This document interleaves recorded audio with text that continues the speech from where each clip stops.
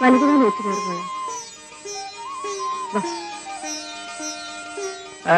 എല്ലാവരോടും അകത്തോട്ട് വരാൻ പറ അല്ലേ?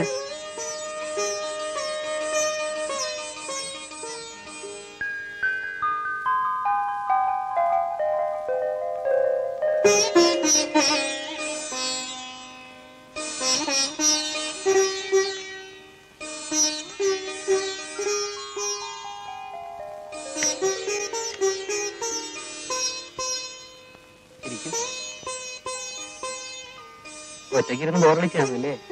ഇല്ല, ശാലിനിയിൽ ഇത്രയും നേരം ഇവിടെ ഉണ്ടായിരുന്നു. അയ്യോ, എന്നിട്ട് എവിടെയാണോ പോയി കാണും. സാധാരണയായിട്ട് അവൾ ഇവിടെയാണ് കിടക്കാറ്. അല്ല, ഇനി മുതലത് പറ്റില്ലല്ലോ. എന്താ ഞാൻ പറഞ്ഞത് ഒരു റിയാക്ഷനും ഇല്ലേ? നാണമായിരിക്കും.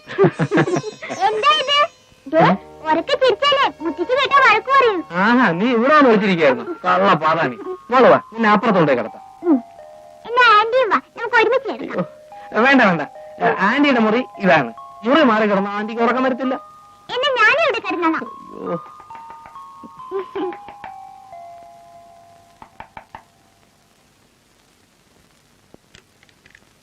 മോളിവിടെ ഉണ്ടോ? അയ്യോ, ഉണ്ടതാ. ആഹാ, നീ ഇവിടെ വന്നിരിക്കണോ? മോളെ, മമ്മിയിലൂടെ കിടക്കാം. ഞാൻ ഇവിടെ കിടന്നാലോ മമ്മി? നീ വരുന്നുണ്ടോ അതോ മുത്തശ്ശി വിളിക്കണോ? അയ്യോ വേണ്ട. എന്നാ വാ. Good night aunty. Good night uncle. ഓ ചേട്ടത്തി, ഇവിടെ പ്രത്യേകം നോക്കണേ.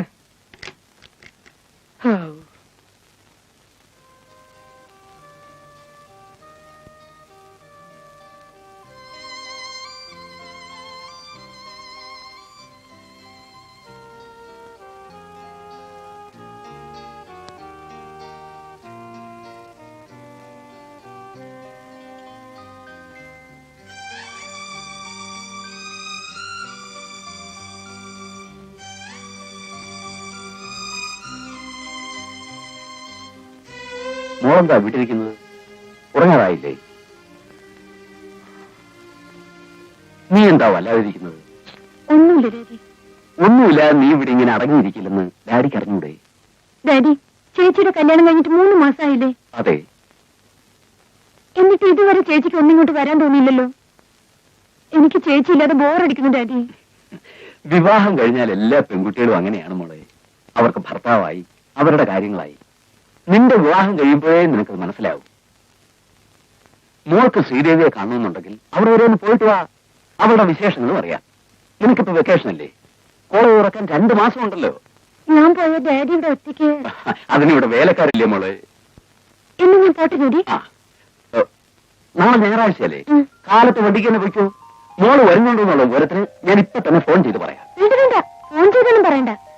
ഞാൻ ചെല്ലുന്നത് ചേച്ചിക്ക് ഒരു സർപ്രൈസ് ആയിക്കോട്ടെ.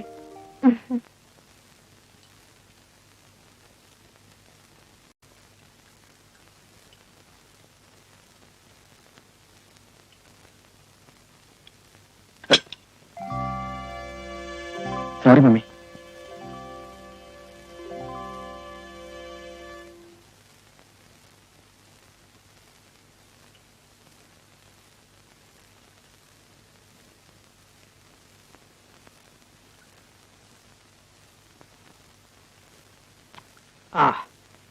ഈയിടെയായിട്ട് വാര്യർക്ക് കൈപ്പുണ്യം ഏറിയിട്ടുണ്ട്. കറിക്കൊക്കെ നല്ല രുചി.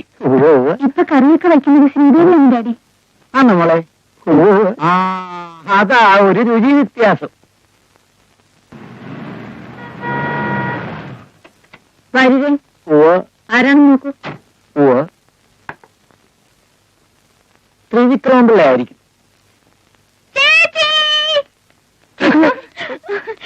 ചേച്ചിയുടെ ഹായ് ചേച്ചി. എന്താ സാറേ, വിവാഹം കഴിഞ്ഞ് ഭർത്താവിന് കിട്ടിയപ്പോ ഡാഡി വീടൊന്നും വേണ്ടെന്നല്ലേ? ചേച്ചി ഒന്ന് കൊഴിച്ചിട്ടുണ്ട് അല്ലെങ്കിൽ. അയ്യോ, ഞാൻ മറന്നു പോയാണ്. Sorry. Good morning. Good morning aunty. Hi ശാലിമോളെ. മോളി ആന്റി അറിയോ? അറിയാം. മിടുക്കി. അയ്യോ, ആന്റി മോൾക്ക് സ്വീറ്റ്സ് വാങ്ങിച്ചോണ്ടിരാൻ മറന്നുപോയി. സോറി മോളെ. സാരില്ല ആന്റി. വരുന്ന വിവരം ഒന്ന് വിളിച്ചു പറഞ്ഞുകൂടായിരുന്നോ? റെയിൽവേ സ്റ്റേഷനിൽ വണ്ടി അയക്കുമായിരുന്നല്ലോ. ആന്റി, എല്ലാവർക്കും ഒരു സർപ്രൈസ് ആയിക്കോട്ടെ എന്ന് കരുതി. അയ്യോ, എന്തൊരു വിശപ്പ്. മഞ്ജു, പുറത്തുനിന്ന് ഉള്ള മരുന്നല്ലേ? കൈയൊക്കെ ഒന്ന് കഴുകിയിട്ട് ഞാൻ രാവിലെ കുളിച്ച് ഫ്രഷ് ആയതാ. കൈയൊക്കെ ക്ലീനാ. എങ്കിൽ എവിടെയെങ്കിലും ഇരുന്ന് കഴിച്ചുകൂടെ? നിന്നുകൊണ്ടാണോ കഴിക്കുന്നത്? എങ്ങനെ കഴിച്ചാലും വയറ്റിലേക്കല്ലേ ആന്റി പോകുന്നത്? Manju, hello, how are you man? ആ, പിന്നെ എങ്ങനെയുണ്ട് ഡോക്ടർ ജീവിതമൊക്കെ? ഇപ്പൊ വീഡിയോ കേസിട്ട് ഒന്നും വാങ്ങാൻ പോകാറില്ലേ? ആ, അന്നത്തെ ഫസ്റ്റ് ബ്ലഡ് ഉണ്ടോ? ഇല്ല. അയ്യോ, കാണണം. എന്ത് ബെസ്റ്റ് പടമാണെന്നറിയോ? ലഗേജ് ഒന്നും കൊണ്ടുവന്നില്ലേ?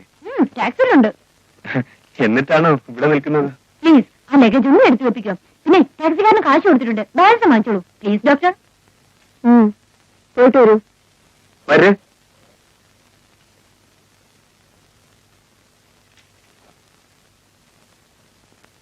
ശ്രീദേവി, മഞ്ജുനെ വിളിച്ച് നിന്റെ മുറിയിൽ കൊണ്ടുപോകും. ഭക്ഷണം ഞാൻ അവിടെ കൊടുത്തയക്കാം.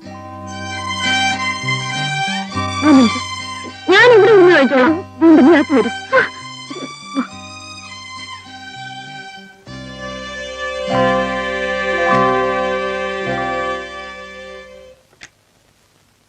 നീ എന്നെ കാണിച്ചത് ഇങ്ങനെ ഒച്ച വെച്ച് ചിരിക്കാനും സംസാരിക്കാനും നമ്മുടെ വീടാണെന്നാണോ നിന്റെ വിചാരം?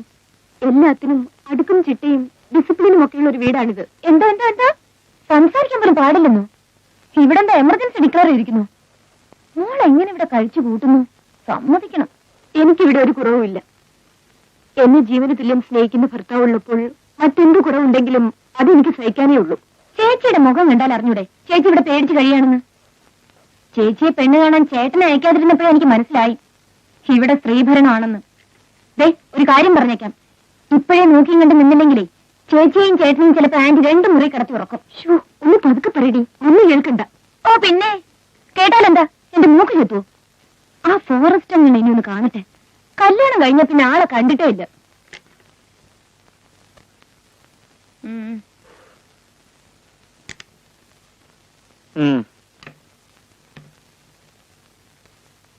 ഇത് കുറെ ഉണ്ടല്ലോ. ലക്ഷണം കണ്ടിട്ട് പെർമനന്റ് സ്റ്റേ ആണെന്ന് തോന്നുന്നു. എന്റെ വെക്കേഷൻ 2 മാസം, അത് കഴിഞ്ഞിട്ടേ ഞാൻ പോകുന്നുള്ളൂ. അതിനു മുമ്പ് മമ്മി ഇവിടുന്ന് പാക്ക് ചെയ്യാതിരുന്നാ മതി. ഇതാ ബാലൻസ്. ആ വെച്ചോളൂ, ലഗേജ് ഒക്കെ എടുത്തതല്ലേ. മഞ്ജു, നീ വന്നു കയറുന്നതിന് മുമ്പ് തുടങ്ങിയോ? സോറി രവി. സാരമില്ല ചേട്ടത്തിയമ്മേ, ഇതേ തലക്കിട്ട് കണ്ട് കിട്ടാത്തതിന്റെ കുഴപ്പമാണ്. എന്താ മഞ്ജു ഇങ്ങനെയൊക്കെ സംസാരിക്കുന്നത്? 2 ദിവസം ചേച്ചിയുടെ കൂടെ കഴിയാനാ ഞാൻ ഇങ്ങോട്ട് വന്നത്. ഇവിടുത്തെ പോലീസ് ചിട്ടയൊക്കെ കണ്ടിട്ട് ഒരു ശുദ്ധികലശം നടത്തേണ്ടി വരുമെന്നാ തോന്നുന്നത്. ദേ, എത്ര ദിവസം വേണമെങ്കിലും എന്റെ മോൾ ഇവിടെ നിന്നു. ഇല്ലാത്ത കുഴപ്പങ്ങളൊന്നും ഉണ്ടാക്കാതിരുന്നാൽ മതി. എനിക്കിവിടെ ജീവിക്കേണ്ടതാ. ചേച്ചി ഒന്ന് ചുമ്മാ ഇരി. ഇതേ 20th സെഞ്ചുറിയാ. ആ, എനിക്കൊന്ന് കുളിക്കണം. ബാത്റൂം എവിടെയാ? അവിടെ.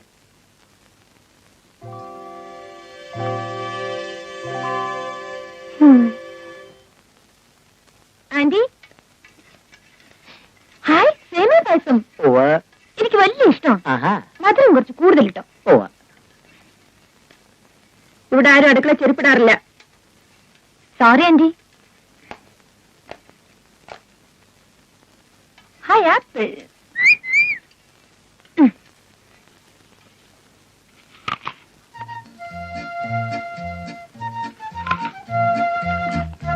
നീ കയ്യോ കഴിയിട്ടില്ല. ആപ്പിളെങ്കിലും കൈയിട്ട് തന്നൂടെ? ഫ്രൂട്ട്സ് കഴുകാതെ നിന്നാലേ ഫലം കിട്ടുമെന്ന് പേപ്പറെ കണ്ടു. ആന്റി ഇത് വായിച്ചില്ലല്ലേ?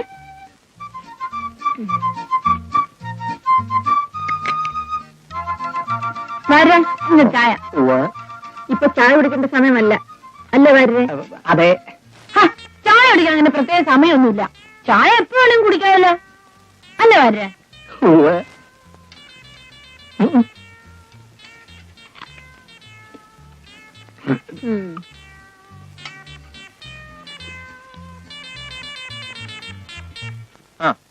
Okay sir. മമ്മി, എന്താ? ഡോക്ടർ ജോസഫ് ചെറിയാൻ വിളിച്ചിരുന്നു. നാളെ രാവിലെ വരാന്ന് പറഞ്ഞിട്ടുണ്ട്. ഓ, അല്ല ആർക്കും ഇവിടെ അസുഖം? ഡാഡിക്ക്. അതിനിവിടെ ഈ ഡോക്ടറില്ലേ? ഡോക്ടർ ജോസഫ് ചെറിയ ഞങ്ങളുടെ ഫാമിലി ഡോക്ടറാ. മാസത്തിൽ ഒരിക്കൽ വന്ന് ഡോക്ടർ ഞങ്ങളെയൊക്കെ ചെക്കപ്പ് ചെയ്യും.